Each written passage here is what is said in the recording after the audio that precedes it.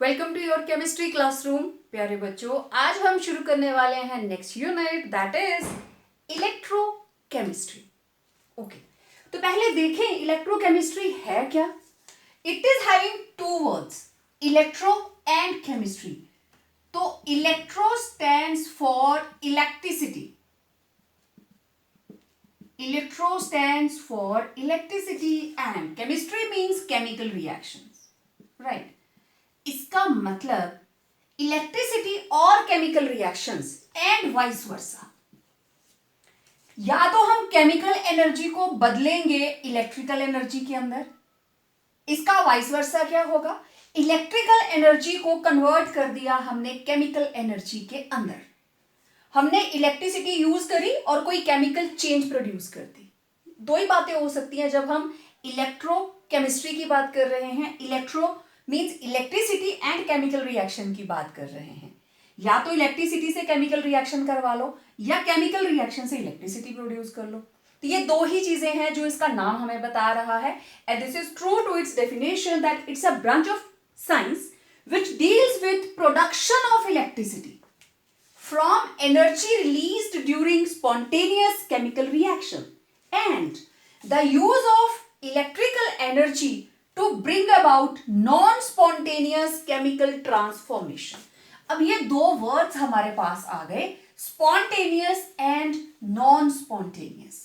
देखो, spontaneous quite obvious, ये word आप लोग थर्मोडायनामिक्स में सुनते हैं कि व्हाट इज स्पॉन्टेनियस चेंज, मतलब a process which has natural tendency, this is natural tendency of a system, कि अपने आप वो प्रोसेस हो जाए, ठीक है। लेकिन नॉन स्पॉन्टेनियस क्या होगा, वी हैव टू इंटरमीडिएट, हमें कोई ना कोई एक्सटर्नल एजेंसी लगानी पड़ेगी तब वो प्रोसेस होगा। सिंपल रिएक्शन, ये कोई पहाड़ का पीक है और यहां से आप एक हल्का सा धक्का लगाते हो और ये जो स्टोन है आसानी से नीचे पहुंच जाता है। ऊपर से आपने हल्का सा इसको पुश किया and it will reach to the bottom. अब एक पत्थर यहां पे पड़ा है, आप उतना ही फोर्स जितना यहां लगाया था, हल्का सा धक्का लगाया था, इसको भी हल्का सा धक्का लगाओ कि ये यहां पहुंच जाए। पहुंचेगा क्या? नहीं पहुंचेगा, बिकॉज ड्यू टू ग्रेविटी ढलान पे ये पत्थर नीचे तक जाता है, that is it's natural tendency, naturally हो जाएगा वो। लेकिन अगर आप इसको चाहते हो कि नीचे से ऊपर पहुंचाना है तो आपको मशीन की जरूरत पड़ेगी, आप आसानी से इसको नहीं लेके जा सकते या फिर खुद उठा के लेके जाना पड़ेगा, राइट। वैसे ही water always flow from height to low side, तो यहां हाइट से वाटर बड़ी आसानी से नीचे को चला आता है। लेकिन अगर आपको इसको रिवर्स डायरेक्शन में लेके जाना हो, we have to make use of water pump, motor लगानी पड़ेगी, तभी आप उसको वाटर को ऊपर को लिफ्ट कर सकते हो। तो ये था मतलब स्पॉन्टेनियस और नॉन स्पॉन्टेनियस प्रोसेसेस का। तो इसके अंदर इलेक्ट्रोकेमिस्ट्री के अंदर स्पॉन्टेनियस प्रोसेस होंगे, तो there will be conversion of chemical energy to electrical energy, this is spontaneous process. And जब हम बात करते हैं इलेक्ट्रिकल एनर्जी से केमिकल रिएक्शन करवाने का, तो this type of chemical reaction it is non spontaneous, these processes are non spontaneous. ये नॉन स्पॉन्टेनियस प्रोसेस था, तभी हमने इलेक्ट्रिसिटी की हेल्प ली सो दैट इस केमिकल रिएक्शन को हम करवा सके। तो देखो, ये जो प्रोसेस है spontaneous, this type of process is carried out by a special device that is known as electrochemical cell, और इसको बोलते हैं galvanic cell, और इसको बोलते हैं voltaic cell। Basically this is electrochemical cell, नाम से पता चलता है electrochemical, production of electricity through a chemical reaction. तो a device which produce electricity through a spontaneous change in a chemical reaction, that is called electrochemical cell. हम इसको काफी detail में करने वाले हैं। और जो सेल नॉन स्पॉन्टेनियस प्रोसेस को कैरी आउट करेगा, that is known as electrolytic cell. जाने अनजाने में हम सभी डेली इस प्रोसेस को यूज करते हैं। कहां? हमारे मोबाइल्स। जब हम मोबाइल की बैटरी को चार्ज कर रहे हैं, we are using electrical energy, through the process of electrolysis वो बैटरी को चार्ज करता है। बिल्कुल नेट के ऊपर सर्च आउट करना, बहुत अच्छे अच्छे वीडियोस आपको दिखेंगे मोबाइल की बैटरी चार्ज कैसे होती है। मैं सिर्फ ये बता रही हूं नॉन स्पॉन्टेनियस प्रोसेस जिसके अंदर हम मोबाइल की बैटरी को चार्ज करते हैं, that contains electrolytic cell. Okay, तो ये थी overall introduction of electrochemistry. Electrochemistry के अंदर बेसिकली दो तरह के प्रोसेसेस हम करने वाले हैं, एक स्पॉन्टेनियस और एक नॉन स्पॉन्टेनियस। मतलब ये दोनों डिवाइसेस भी हम स्टडी करने वाले हैं। इलेक्ट्रोकेमिकल सेल से रिलेटेड जितनी भी चीजें होंगी हम उनको स्टडी करेंगे। देन इलेक्ट्रोलिटिक सेल से रिलेटेड इलेक्ट्रोलाइसिस होगी, फैराडेज लॉ होगा, उनको भी हम स्टडी करेंगे। हमारी बॉडी के अंदर जो नर्व टू नर्व मैसेज जाता है उसमें क्या एक्सचेंज होते हैं, chemical, that is also based upon electrochemistry. We are using electrochemical reaction. Electric spark जाएगा, सेल एक से दूसरे को भेजता है, ठीक है, और through a chemical reaction sodium potassium exchange pump, right. तो हमारे नर्वस सिस्टम को प्रॉपर रखने के लिए दोनों आयन्स के अंदर बैलेंस होना बहुत जरूरी होता है। तो we can't get rid of electrochemistry. Daily use के अंदर हम लोग व्हीकल यूज करते हैं, बाइक्स में, कार्स में, बसेस में, ट्रक्स में, तो क्या है उनके अंदर बैटरी के साथ कितने सारे फंक्शंस रहते हैं। और कभी गाड़ी की बैटरी डाउन हो जाती है, लो हो जाती है, तो फिर उसको चार्ज करवाते हैं। तो चार्जेबल बैटरीज भी होती हैं और सिंगल यूज बैटरीज भी होती हैं। तो बहुत कुछ है इस चैप्टर के अंदर, वन बाय वन हम आगे बढ़ते जाएंगे। So it was electrochemistry. अब देखिए इलेक्ट्रोकेमिस्ट्री कहाँ कहाँ होगी, क्या क्या पढ़ना है आपने देख लिया। अब इलेक्ट्रोकेमिस्ट्री के अंदर कौन सी टाइप की रिएक्शंस हैं जिनके ऊपर ये सारे के सारे प्रोसेसेस चलते हैं। Yes, electrochemistry depends upon redox reactions. पूरी रिएक्शंस के अंदर आप देखना हर जगह पे हम रिडॉक्स रिएक्शंस को ही यूज करने वाले हैं, ठीक है। रिडॉक्स रिएक्शंस हल्का सा बताऊंगी आपको, थोड़ा सा रिवाइज करवाऊंगी। Reduction, oxidation. तो ऑक्सीडेशन का मतलब लॉस ऑफ इलेक्ट्रॉन्स।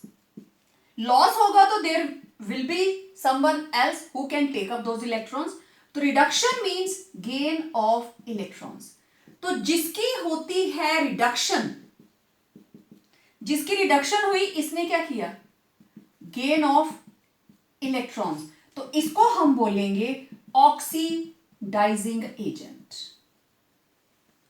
जिसकी होती है ऑक्सीडेशन, उसका क्या हुआ, लॉस ऑफ इलेक्ट्रॉन्स, ठीक है, तो उसको हम बोलते हैं रिड्यूसिंग एजेंट। दोनों उल्टा चलते हैं, और जिसकी ऑक्सीडेशन हुई that is called reducing agent, जिसकी रिडक्शन हुई that is called oxidising agent. तो इन चीजों को आगे हम यूज करने वाले हैं। अब रिडॉक्स रिएक्शंस दो तरह की होंगी, डायरेक्ट एंड इनडायरेक्ट। एक ही वेसल के अंदर जब रिएक्शंस होती हैं तो दे आर कॉल्ड डायरेक्ट, और अलग अलग वेसल्स में होंगी तो उनको हम बोलेंगे इनडायरेक्ट, ठीक है। इनके बारे में हम बाद में बात करेंगे। अभी हम ये देखेंगे बिगनिंग के अंदर कुछ एक इंपॉर्टेंट टर्म्स आती हैं, कंडक्टर क्या होता है, इंसुलेटर क्या होता है, जबकि आप सॉलिड स्टेट के अंदर पढ़ के आए हो। I am just revising the content. Next देखिए, अब हमें इलेक्ट्रिसिटी की बात करनी है तो ये दोनों तो जरूर आएंगे, कंडक्टर एंड इंसुलेटर्स। कंडक्टर वो सब्सटेंसेस हैं which allow the passage of electricity through them, जिनमें से इलेक्ट्रिसिटी पास हो जाती है, they are called conductors. Solid state के अंदर आपने इनको किया है, तो दो तरह की चीजें मैं यहां मेंशन कर रही हूं। एक तो है metals, copper, silver, gold, aluminium etcetera, और कुछ मैंने सॉल्ट्स लिखे हैं। ये दोनों ही इलेक्ट्रिसिटी को कंडक्ट करते हैं, इनको हम क्या बोलेंगे, कंडक्टर्स। और जो सब्सटेंसेस इलेक्ट्रिसिटी को पास होने ही नहीं देते, they do not allow the passage of electricity through them, they are called insulators. जैसे वुड है, प्लास्टिक है, रबर है, ग्लास है, सिरामिक्स हैं, उनमें से इलेक्ट्रिसिटी पास नहीं करती, ठीक है, that is why they are called insulators. तो दो तरह के कंडक्टर्स हैं basically, there are two types of conductors.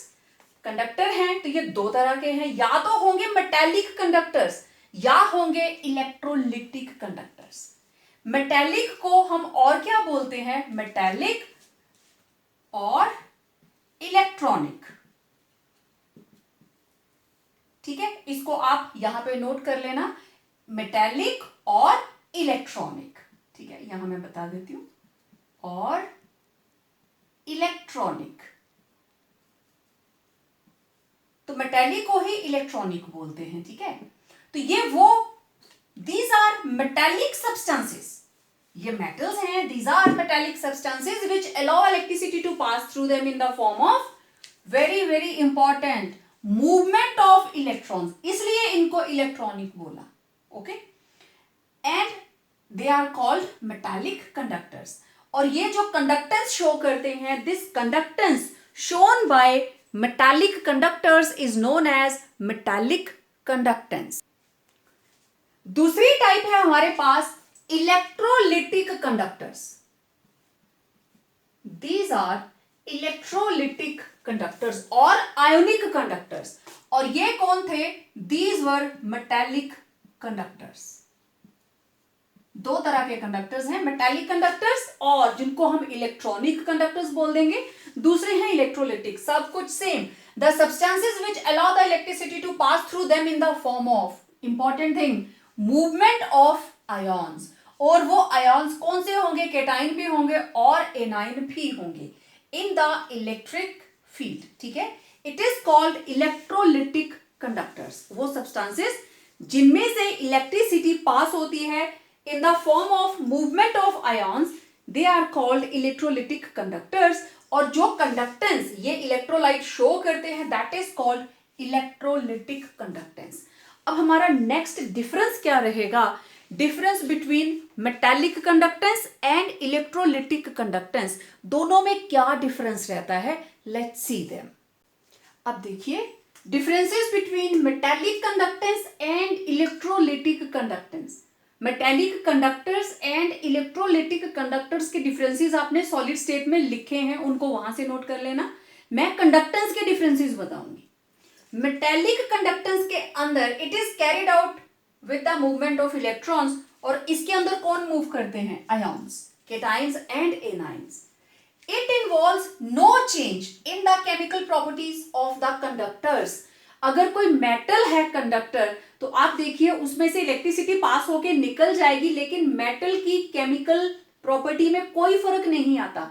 हमारे घर की इलेक्ट्रिकल वायरिंग, हमारे केबल के कनेक्शंस, उनको कुछ भी नहीं होता, सालों साल चलते हैं। लेकिन इलेक्ट्रोलिटिक कंडक्टेंस के अंदर क्या होता है? केटाइन और एनाइन बनेंगे, और केटाइन ये चला जाता है कैथोड वाली साइड को, और एनाइन ये चला जाता है एनोड वाली साइड को। तो इसके अंदर केमिकल रिएक्शन होता है। हम इलेक्ट्रोलाइसिस को बहुत डिटेल में करने वाले हैं। इसके अंदर होगा decomposition of electrolyte as a result of chemical reaction, क्योंकि केटाइन और एनाइन बनेंगे। तो यहां चेंज नहीं आती, लेकिन यहां चेंज आती है।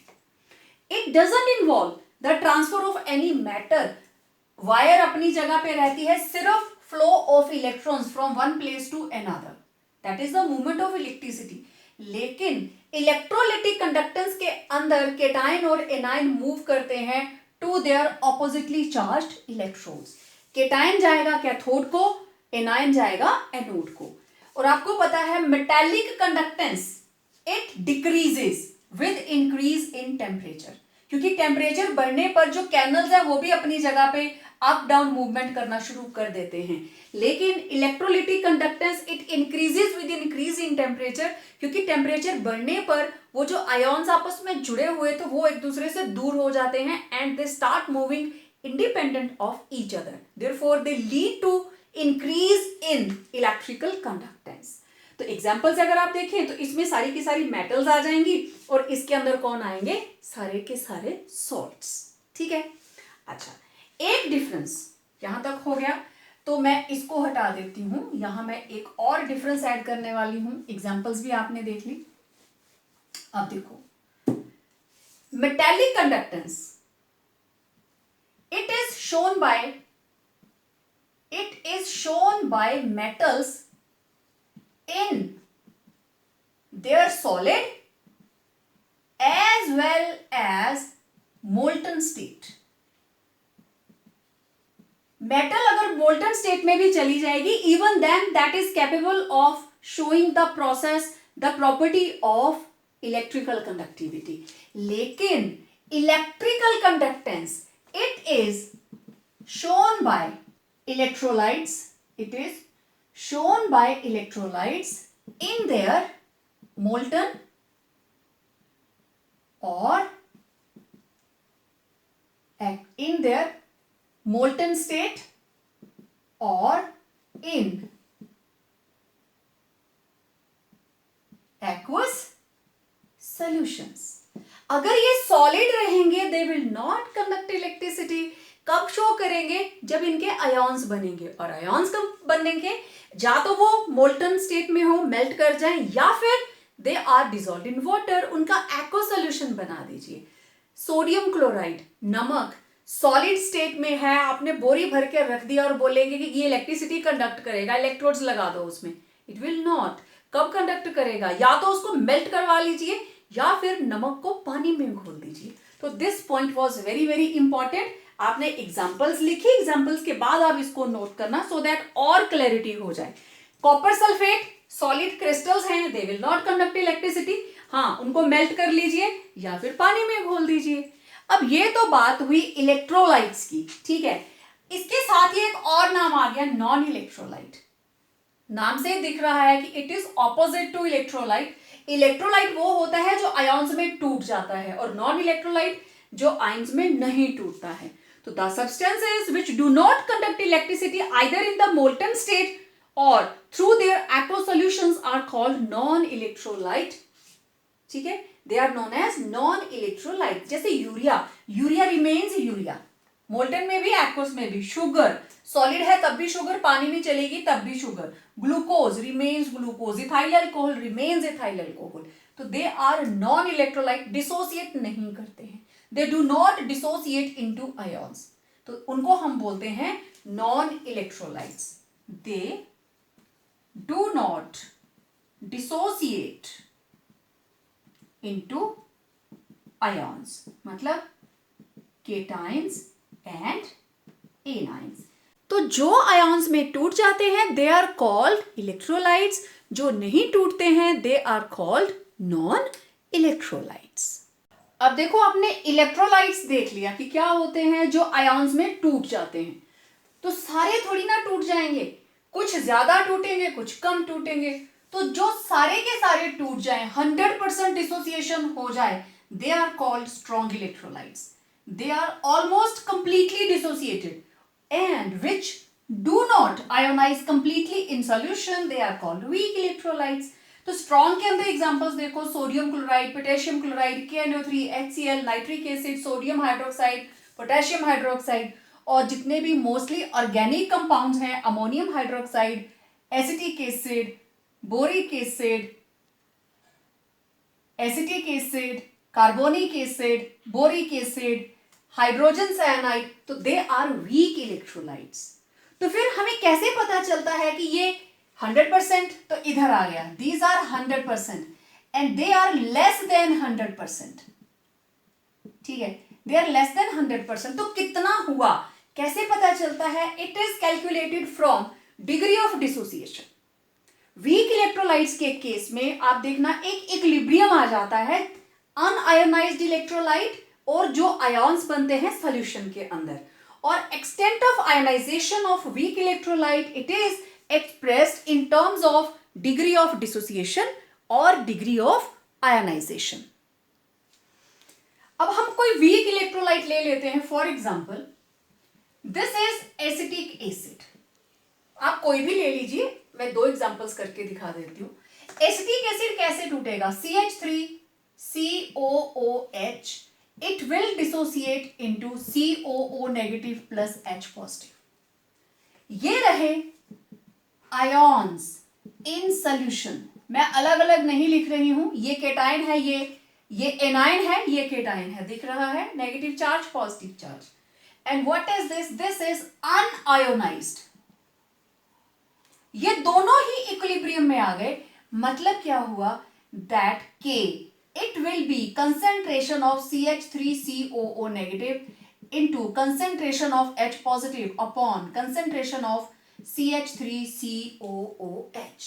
इक्विलिब्रियम कांस्टेंट के ऊपर अगर आप इसको शो करेंगे, it will be shown like this कि K इधर आ गया प्रोडक्ट और उसके नीचे आ गया रिएक्टेंट, ठीक है। इसी तरीके से अगर आप अमोनियम हाइड्रोक्साइड लेते हो, it will also be in equilibrium with cation and anion, and K will be concentration of ammonium into OH negative upon concentration of ammonium hydroxide. This is the meaning of equilibrium is established between the unionized electrolyte. Now this part is unionized electrolyte and these are the ions in solution. तो यहां से हम निकालते हैं degree of dissociation और degree of ionisation, ठीक है। इसका मतलब यह हुआ कि डिग्री ऑफ डिसोसिएशन को हम कैसे डिफाइन करेंगे? It is the fraction of total number of molecules of the electrolyte which ionise in the solution. मतलब डिग्री ऑफ डिसोसिएशन किसके बराबर होगी? Number of molecules of electrolyte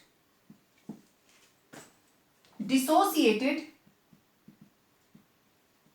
in ions divided by total number of molecules of electrolyte. Electrolyte मान लो 100 था, उसमें से कितने molecule ionise हुए? 40। तो डिग्री ऑफ डिसोसिएशन कितनी हुई? 40%, ठीक है। तो इसको डिग्री ऑफ डिसोसिएशन को हम डिनोट करते हैं अल्फा के साथ। We denote it with alpha, ठीक है। It is denoted by alpha and alpha is equal to 1 किसके लिए? For strong electrolytes. एक एक नंबर के क्वेश्चंस आएंगे। For strong electrolytes and alpha is less than 1 for weak electrolytes. अगर weak electrolytes हैं तो अल्फा की वैल्यू हमेशा 1 से कम रहेगी। तो alpha is equal to 1 for strong electrolytes and less than 1 for weak electrolytes. मतलब वीक इलेक्ट्रोलाइट्स के लिए it may be 0.99, it may be 0.87, it may be 0.62, कोई भी वैल्यू हो सकती है। It will be less than 1 और बाद में हम इसको 100 वाली उसमें परसेंटेज में कन्वर्ट कर लेते हैं कि if it is 0.99 means it is 99%, it is 87%। इसके बारे में डिटेल हम बाद में टेकअप करेंगे। ये है हमारा एक एक नंबर का question. For strong electrolyte alpha is equal to 1, less than 1, greater than 1 और व्हाट, ठीक है। तो इट इज इक्वल टू 1 क्योंकि वो 100% डिसोसिएट कर जाते हैं, उसमें यहां और यहां दोनों वैल्यूज सेम रहेंगी, तो it will be equal to 1। लेकिन वीक के केस में सारे के सारे आयोनाइज नहीं करेंगे। अगर मैं लेती हूं सोडियम क्लोराइड, इसके मैंने लिए लेट इट बी 40 मॉलिक्यूल्स, ठीक है। तो 40 ही आयोनाइज हुए, 40 ही लिए थे, आंसर क्या आया? 1। Alpha will be equal to 1, तो इसलिए ये होता है equal to 1। Very important question, what are the factors affecting electrical conductivity of electrolytic solutions? Electrolytes का जब हम सॉल्यूशन बनाते हैं वो कौन कौन से फैक्टर्स हैं जो इनको बढ़ाएंगे या घटाएंगे, हम उसके बारे में बात करने वाले हैं। देखो, इलेक्ट्रोलाइट को सॉल्यूशन के अंदर डिसॉल्व किया, सॉल्यूट सॉल्वेंट, आप अभी अभी सॉल्यूशंस वाला चैप्टर पढ़कर आए हो। सॉल्यूट सॉल्वेंट मिक्स कर दिया तो सॉल्यूशन। मतलब एक टाइप की फोर्स ऑफ अट्रैक्शंस है सॉल्यूट मॉलिक्यूल्स के अंदर, उनको डिसॉल्व करना है सॉल्वेंट के अंदर। तो दूसरे टाइप की फोर्स ऑफ अट्रैक्शन है सॉल्वेंट के अंदर। जब वो डिसॉल्व कर जाएंगे एक नए टाइप की फोर्स ऑफ इंटरैक्शन डेवलप करेगी, that will be between solute and solvent. 3 तरह की इंटरैक्शंस की हम बात कर रहे हैं। तो देखिए, सबसे पहले नेचर, किसकी नेचर? जो हम इलेक्ट्रोलाइट यूज करने वाले हैं, ठीक है। अगर हम ऐसा इलेक्ट्रोलाइट यूज करते हैं जो ज्यादा आयॉन्स देता है तो कंडक्टेंस ज्यादा होगी, क्योंकि सिंपल सा फंडा है, greater the number of ions in the solution greater will be conductance. जितने ज्यादा आयोन्स उतनी ही ज्यादा कंडक्टेंस। तो कौन ज्यादा आयोनाइज करता है? स्ट्रॉन्ग। तो अगर हम स्ट्रॉन्ग इलेक्ट्रोलाइट लेते हैं तो they have high conductance. On the other hand weak electrolytes dissociate to lesser extent and give lesser number of ions, जबकि जो स्ट्रॉन्ग है they dissociate almost completely into ions in solutions, therefore they have high conductance. लेकिन जो weak है 100% dissociate नहीं करते, they dissociate to lesser extent and give lesser number of ions in solution, therefore solutions of weak electrolytes have low conductance. Clear? ये थी nature. Okay, अब देखो nature of solvent. ये किसकी थी? Nature of electrolyte. It was nature of electrolyte. ये थी nature of electrolyte. Okay, अब देखिए nature of solvent. Electrolyte ionise more in polar solvent. Polar होगा like dissolve like, thus greater the polarity of solvent, more will be ionization and greater will be conductance. तो polar solvents ज्यादा conductance show करते हैं, non polar कम show करते हैं। Clear? फिर आई viscosity of solvent. Viscosity of solvent मतलब अब हम बात करेंगे सॉल्वेंट सॉल्वेंट इंटरैक्शंस की। तो जितनी ज्यादा फोर्स ऑफ अट्रैक्शन इनके बीच में होगी, मॉलिक्यूल उतने स्ट्रॉन्ग आयन्स उसके अंदर नहीं बना पाएगा। ठीक है? Higher is the viscosity. अगर विस्कोसिटी ज्यादा है, it means stronger are intermolecular forces of attraction in solvent molecules, therefore lesser will be ionisation and lesser will be conductance. जो इलेक्ट्रोलाइट हम डालेंगे वो सॉल्वेंट के अंदर एडजस्ट ही नहीं होगा। कोई भी चीज डिसॉल्व करती है, जब उसको आयोनाइजेशन होगी, सॉल्वेंट भी आयोनाइज होगा, तो पॉजिटिव नेगेटिव ऑपोजिटली एक दूसरे को होल्ड कर लेंगे। ठीक है? तो अगर सॉल्वेंट सॉल्वेंट इंटरैक्शंस स्ट्रॉन्ग है तो इलेक्ट्रोलाइट उसके अंदर आसानी से आयोनाइज नहीं हो सकता, तो कंडक्टेंस क्या हो जाएगी? कम हो जाएगी। Lesser will be ionisation and lesser will be conductance. Okay, size of ions produced after ionisation. Ionise हो गया, सॉल्वेंट के अंदर चला गया। अब एक सॉल्यूट को कितने सॉल्वेंट मॉलिक्यूल्स कवर करते हैं? कम करेंगे तो साइज छोटा रहेगा, ज्यादा करेंगे चारों तरफ से घिर जाएगा तो साइज बड़ा हो जाएगा। जितना बड़ा साइज उतनी ही उसकी मोबिलिटी कम, है ना? मोटू मोटू थोड़ा धीरे दौड़ते हैं ना, तो साइज अगर बड़ा होगा आफ्टर सॉल्वेशन। सॉल्वेशन मतलब जब सॉल्यूट को सॉल्वेंट ने कवर कर लिया। If size of ion is larger, its mobility will decrease and their conductance will decrease. Mobility कम हो जाएगी और कंडक्टेंस भी कम हो जाएगी, क्योंकि electrical conductance in terms of electrolytic solutions क्या है? Movement of ions. और अगर आयन्स मोटा हो गया है, उसे दौड़ा ही नहीं जा रहा है, तो कंडक्टेंस उसकी कम हो जाएगी। कंसेंट्रेशन, जितनी ज्यादा कंसेंट्रेशन मतलब आयन्स एक दूसरे के नजदीक होंगे तो उनके अंदर कुछ ना कुछ फोर्स ऑफ अट्रैक्शन रहेगी। जितनी कम concentration, molecules are far apart, उनके बीच में सॉल्वेंट के मॉलिक्यूल्स हैं, उनके बीच में दूरी बढ़ती जा रही है, they will give their best. उनकी आयनाइजेशन 100% होगी अपनी अपनी तरफ से। तो जितनी कम concentration, the conductance of an electrolyte increases with decrease in concentration. कम होगी तो कंडक्टेंस बढ़ेगी, और इंक्रीज इन डाइल्यूशन, आप जितना उसमें पानी डालते जाओगे, डाइल्यूट करते जाओगे, उसकी कंडक्टेंस बढ़ती जाएगी, दोनों में ही, in both strong and weak electrolytes. फिर बात आई टेम्परेचर की।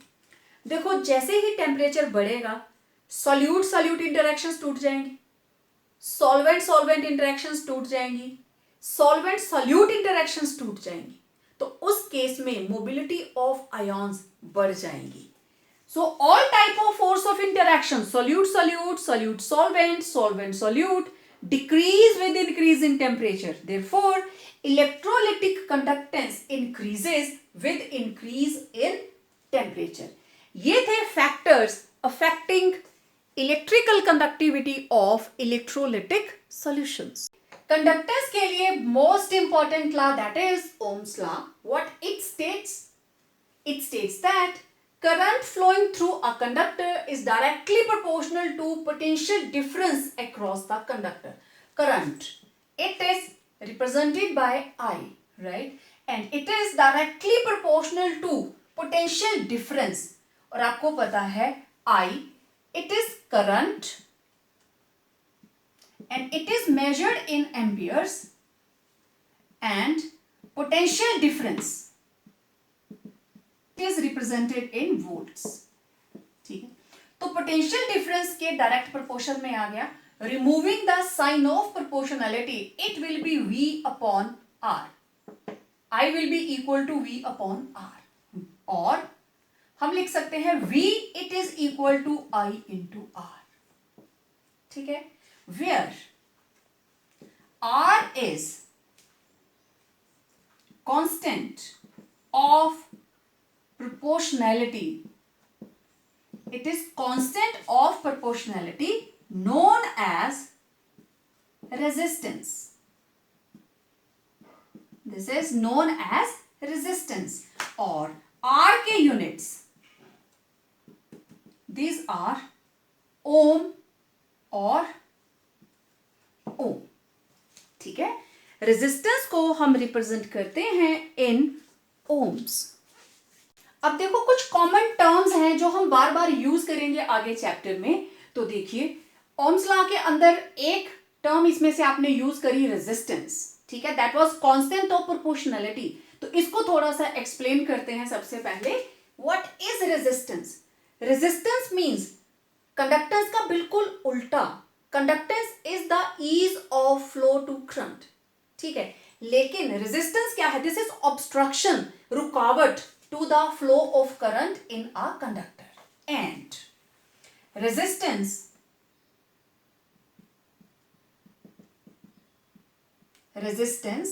R, it is directly proportional to length of conductor.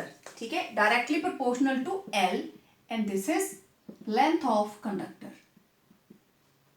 And it is inversely proportional to A.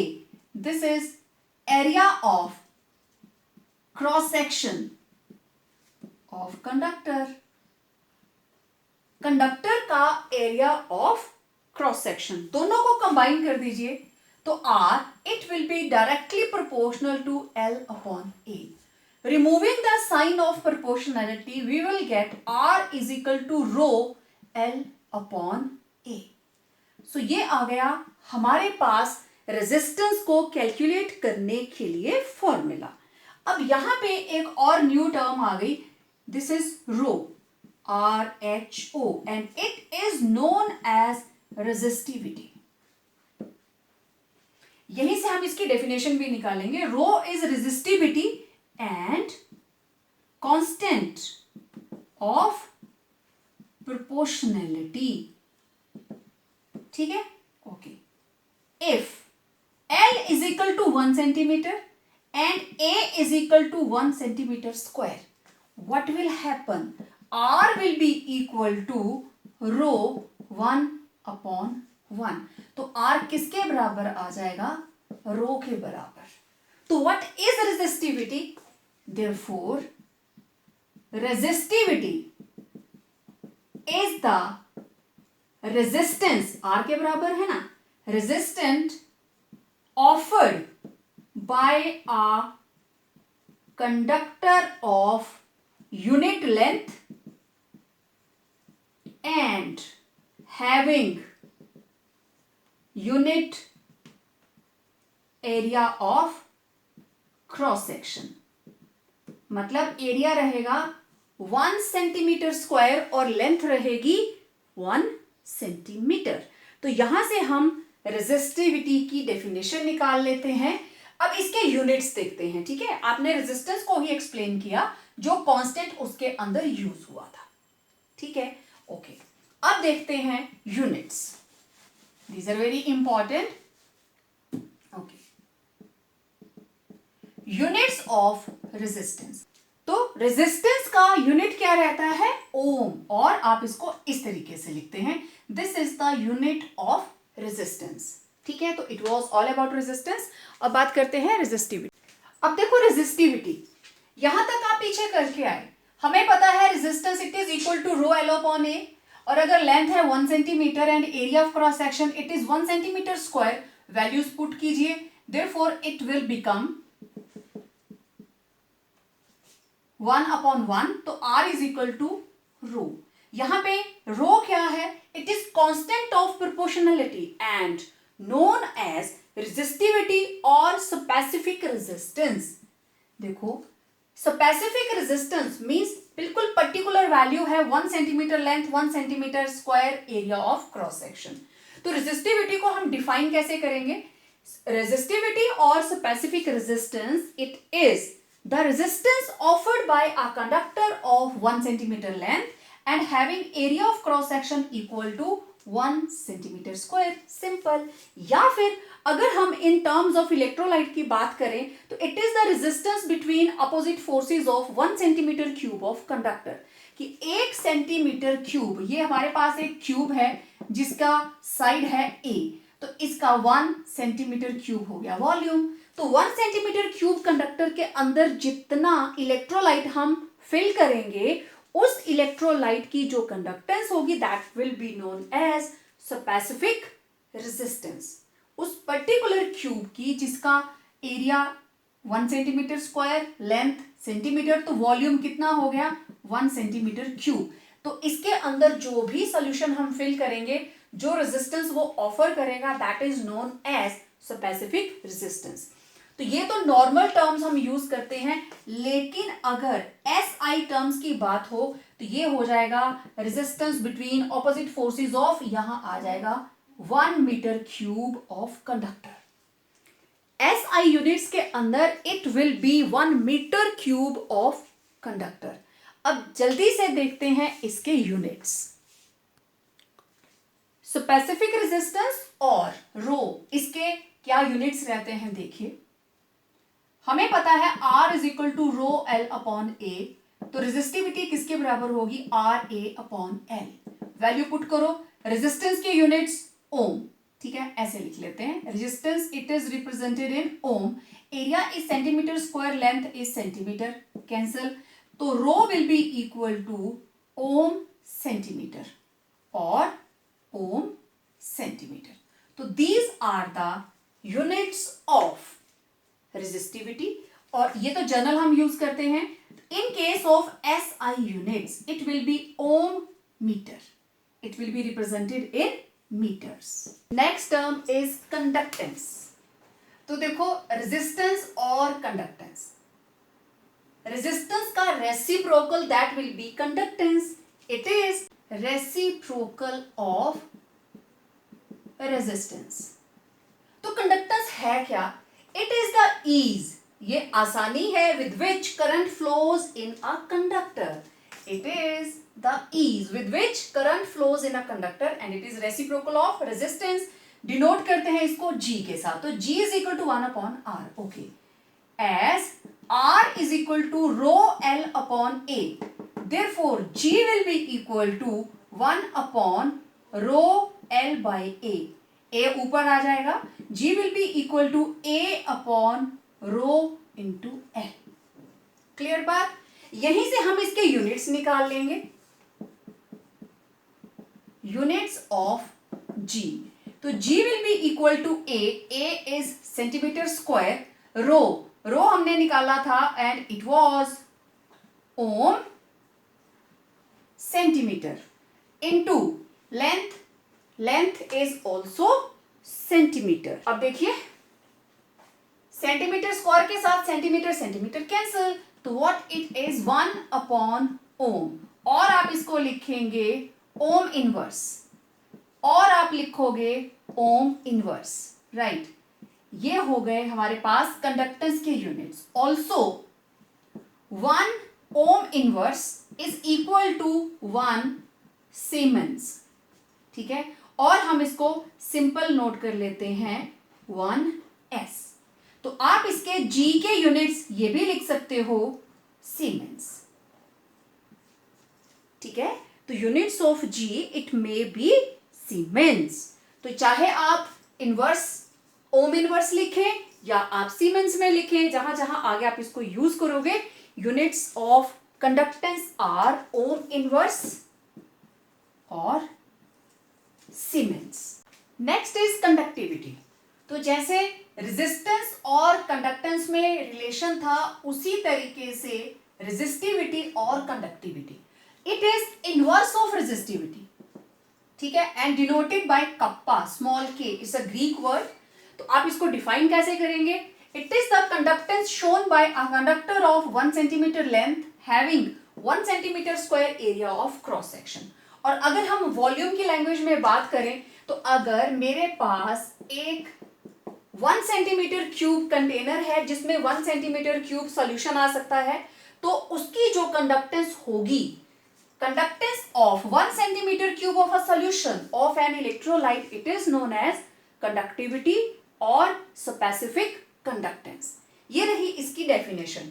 अब क्योंकि रेजिस्टिविटी का इनवर्स है, मतलब conductivity it is inverse of resistivity, मतलब हमारे पास kappa it will be equal to 1 upon rho, right. तो rho की जगह पे आप इसकी वैल्यू पुट कर दीजिए, it will be R A by L, L ऊपर आ जाएगा, it will be L upon R A. Values put कीजिए, यहां से हमारे पास यूनिट्स आ जाएंगे, इट विल बी, ये रही हमारे पास फॉर्मूला। कप्पा को आप किस तरीके से कैलकुलेट कर सकते हो, चलिए इसके यूनिट्स निकालते हैं। Put all the values here. Kappa what will be equal to L, it is centimeter, rho resistance R, it is in ohm, area centimetre square, centimetre से सेंटीमीटर कैंसल, तो it is 1 upon ohm centimetre, और kappa will be equal to ohm inverse centimetre inverse. Minus का sign लग गया, means centimetre inverse, ohm inverse centimetre inverse, right, okay. और आप इसको लिख सकते हो ओम इनवर्स सेंटीमीटर इनवर्स, और आप इसको लिख सकते हो साइमंस सेंटीमीटर इनवर्स। तो आप देख लीजिए इन यूनिट्स को आप कितने तरीकों से रिप्रेजेंट कर सकते हो।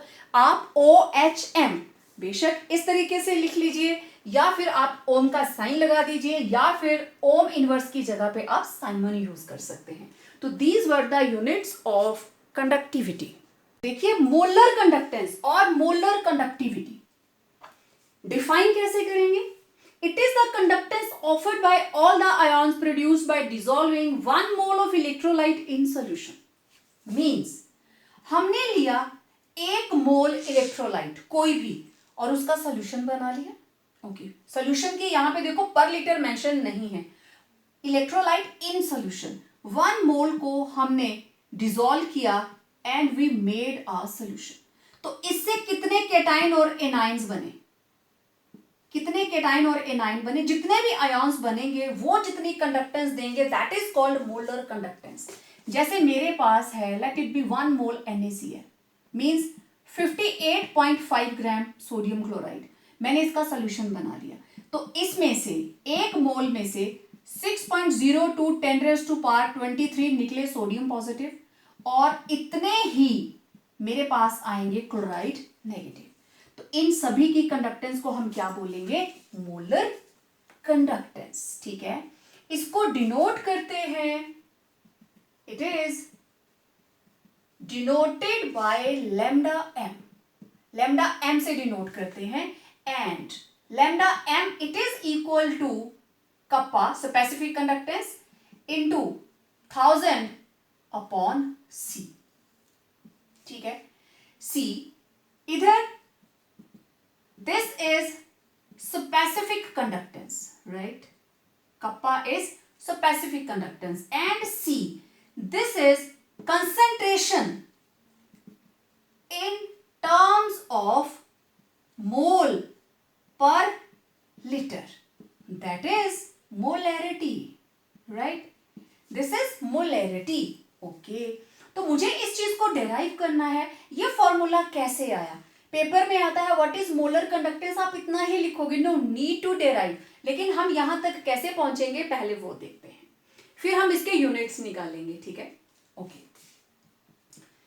Let's see its derivation. Okay, derivation के लिए हम मान लेते हैं let 1 mole of an electrolyte, 1 mole आ गया, मतलब इस इलेक्ट्रोलाइट से जो कंडक्टेंस होगी that will be lambda M.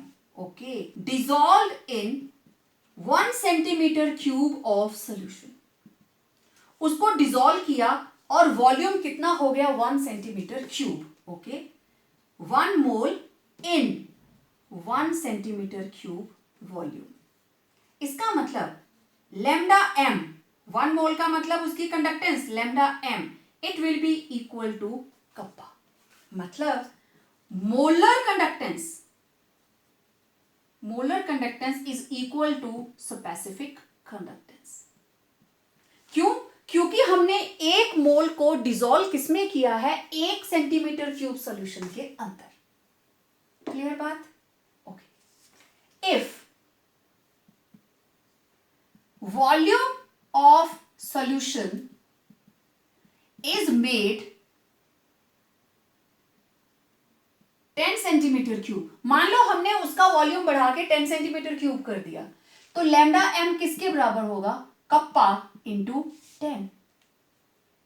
यहां पे क्योंकि 1 सेंटीमीटर क्यूब था तो दोनों बराबर हो गए, लेकिन अब 10 टाइम्स बढ़ जाएगा, right. Okay, if volume of solution is made 100 centimeter cube, then lambda m, it will be equal to kappa into 100, ठीक है।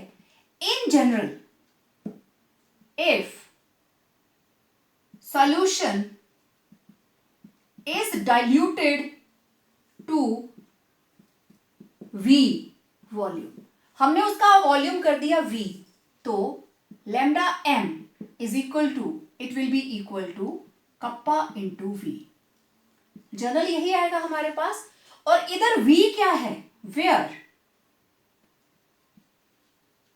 V is the volume of solution containing 1 mole of an electrolyte in 1000 centimeter cube और 1 litre. ये वो volume है जिसमें 1 मोल present है 1000 centimetre cube. Clear? Okay, if C is the concentration in terms of mole per liter, that is molarity, ठीक है। अगर C हम वो कंसेंट्रेशन ले रहे हैं that is mole per litre, that is molarity. So C moles of electrolyte are present in volume कितना, 1000 centimetre cube.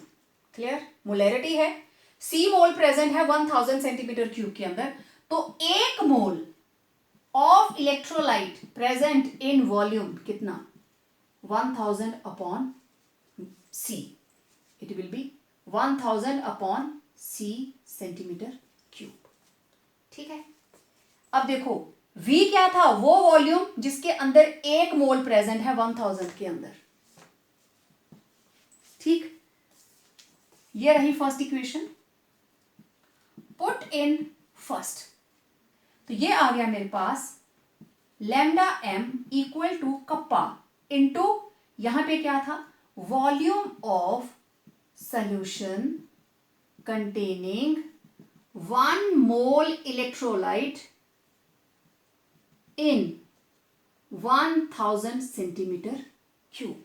तो lambda M equal to K, और ये वॉल्यूम क्या है, volume in centimetre cube containing 1 mole of electrolyte. ठीक है, तो 1 mole electrolyte इसके बराबर आ गया, therefore lambda m it will be equal to kappa into volume की जगह हम क्या लिखेंगे अब 1000 अपॉन c। यही डिराइव करना था, ठीक है। सिर्फ वॉल्यूम की वैल्यू हमने पुट की है, और ये वॉल्यूम क्या है जिसमें 1 मोल प्रेजेंट है पर सेंटीमीटर क्यूब। 1 लीटर के अंदर सेंटीमीटर क्यूब के अंदर 1 मोल प्रेजेंट है, ये वो वॉल्यूम है। तो बड़ी आसानी से आप इसको डिराइव कर लेते हो, सिर्फ वॉल्यूम की वैल्यू पुट कर रहे हो। अब इसके यूनिट्स, लास्ट में हम इसके करेंगे units. Okay, let's see units of molar conductance. Molar conductance के यूनिट्स, ओके, यही से डिराइव करेंगे। Put all the values, lambda M equal to ohm inverse centimetre inverse, और ये आ गया centimetre cube per litre. C is the concentration, that is mole per litre, it will be mole per litre. Litre से litre cancel, ये आया ओम inverse centimetre inverse, और इसको cube को आप कनेक्ट करेंगे तो it will be centimetre square upon mole. तो lambda M will be ohm inverse centimetre square mole inverse, और आप इसको लिख सकते हो ohm inverse centimetre square mole inverse, और आप इसको लिख सकते हो siemens centimetre square mole inverse. तो इस तरीके से इजीली आप मोलर कंडक्टेंस को कैलकुलेट कर सकते हो, और ये फॉर्मूला कैसे बना आपने वो भी डिराइव कर लिया, और इसके यूनिट्स मल्टीपल चॉइस के अंदर मोलर कंडक्टेंस के यूनिट, स्पेसिफिक कंडक्टेंस के यूनिट्स, इक्विवेलेंट कंडक्टेंस के यूनिट्स ये पूछे जाते हैं। नेक्स्ट देखिए equivalent conductance. It is the conductance offered by all the ions produced by dissolving 1 gram equivalent of an electrolyte. Means हम नॉर्मेलिटी की बात कर रहे हैं। तो एक नॉर्मल सॉल्यूशन से जितने भी आयंस बनेंगे वो जितनी कंडक्टेंस ऑफर करेंगे that is called equivalent conductance. तो यहां पे आपको पता है कि it is specific conductance and C equivalent, this is concentration in terms of gram equivalents. So C is the concentration in gram equivalents present per liter of solution. ठीक है, 1 litre solution के अंदर कितना है, या हम सिंपल इसको बोले तो नॉर्मेलिटी। C किसके बराबर है, नॉर्मेलिटी, राइट। ओके, तो यहां से आप इसकी यूनिट्स निकाल सकते हो। तो lambda units of lambda equivalent किसके बराबर होगा, this is lambda equivalent equal to kappa into 1000 upon C equivalent. C equivalent. Okay, put all the values. K, it is ohm inverse, centimeter inverse. Now this is centimeter cube per liter. नीचे क्या है, gram equivalent per liter. This is normality. Number of gram equivalents per liter. Litre से litre cancel, ये बना हमारे पास lambda equivalent ohm inverse centimetre inverse centimetre cube upon gram equivalents. तो centimetre cube और इनवर्स को जब आप कोरिलेट करेंगे it will be ohm inverse centimetre square upon gram equivalent. तो it will be ohm inverse centimeter square gram equivalent inverse. These are units of lambda equivalent. और आप इसको लिख सकते हो इस तरीके से ohm inverse centimeter square gram equivalent inverse, और ohm inverse की जगह पे आप लिखेंगे siemens centimetre square gram equivalent inverse. In this way you will be able to note down units of lambda equivalent. This table is very important from examination point of view. तो यहाँ मैंने main properties जो हमने अभी solve की है इस video के अंदर उनको नोट किया है. We did resistance. रेजिस्टेंस का यूनिट था ओम. आप इसको ऐसे लिखिए अल्फाबेट से या उसके साइन से. रेजिस्टेंस का रेसिप्रोकल होता है कंडक्टेंस. तो अगर ये ओम है तो ये क्या हुआ, ओम इनवर्स. रेजिस्टिविटी या स्पेसिफिक रेजिस्टेंस, इसके units these are ohm centimetre, right. इसका इनवर्स कौन होता है, कंडक्टिविटी. तो क्या हो जाएंगे, ओम इनवर्स सेंटीमीटर इनवर्स. तो इसको आप रिप्रेजेंट कर सकते हो ओम सेंटीमीटर और इसको रिप्रेजेंट कर सकते हो ओम इनवर्स सेंटीमीटर इनवर्स. फिर आया molar conductance. What it was ohm inverse centimetre square mole inverse. और आप इसको लिख सकते हो ohm inverse centimetre square mole inverse. और इसको आप क्या लिख सकते हो, और siemens centimetre square mole inverse. इसी तरीके से आप यहां पे इक्विवेलेंट कंडक्टेंस लिखते हो. It will be ohm inverse centimetre square gram equivalent inverse. और आप इसको लिखते हो ohm inverse centimetre square gram equivalent inverse. और आप इसको क्या लिख सकते हो, siemens centimetre square gram equivalent inverse. इसको भी आप एक और यूनिट में लिख सकते हो, साइमंस सेंटीमीटर इनवर्स.